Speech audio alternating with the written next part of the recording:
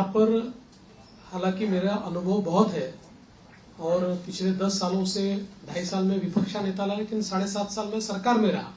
किंतु जिस प्रकार का मैंडेट इस समय मिला है, मैं ऐसा मानता हूं कि निश्चित रूप से उस मैंडेट का एक प्रेशर, जनता के प्यार का एक प्रेशर हमारे पर है। मैं उसको महसूस करता हूं कि जब अपेक्षाएं बड़ी होती है तो चुनौती भी बड़ी होती है, क्योंकि लोग आपसे अपेक्षा कर रहे हैं, तो निश्चित रूप से उसका प्रेशर मुझ पर है।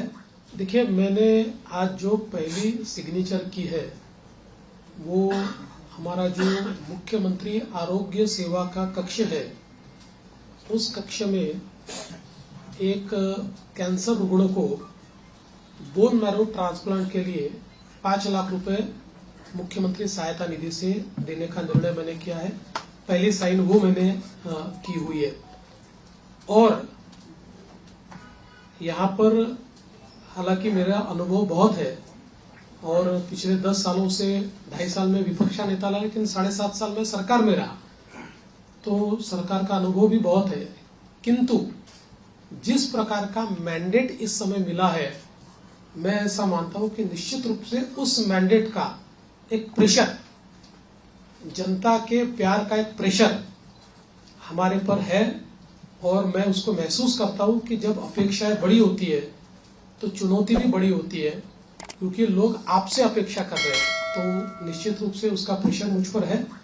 और जहां तक फिस्कल डिसिप्लिन का सवाल है, तो निश्चित रूप से उसके ऊपर हमको काम करना ही पड़ेगा, क्योंकि हमने बहुत महत्वाकांक्षी योजना की है। देखिए, क्या होता है कि नॉर्मली आप सोशल सेक्टर में और इंफ्रास्ट्रक्चर सेक्टर में, दोनों सेक्टर में एक साथ काम करते हैं, लेकिन सोशल सेक्टर का स्पेंडिंग ये हम लोगों ने 4 गुना 5 गुना बढ़ाया है, जो मैं ऐसा मानता हूं कि इकोनॉमिक्स में इसको गलत नहीं माना जाता है, क्योंकि इसका भी एक अपना रिटर्न होता है। इसके सोशल रिटर्न भी होते हैं, इसके इकोनॉमिक रिटर्न भी होते हैं, लेकिन उसका प्रेशर जरूर बजट के ऊपर आता है। तो उस बजट को बैलेंस करना ये हमारा काम होगा, हम उसको करेंगे। देखिए, पहला जो आपका सवाल है उसमें कौन सा मंत्रालय किसके पास रहेगा, ये अंतिम चरण में है, उसका निर्णय तीनों मिलकर करेंगे। यूनिलैटरली उसकी घोषणा मैं नहीं कर सकता। और जहां तक पुराने मंत्रियों का सवाल है, तो उसमें निश्चित रूप से सभी के काम का एक मूल्यमापन तो हो रहा है, मूल्यांकन हो रहा है।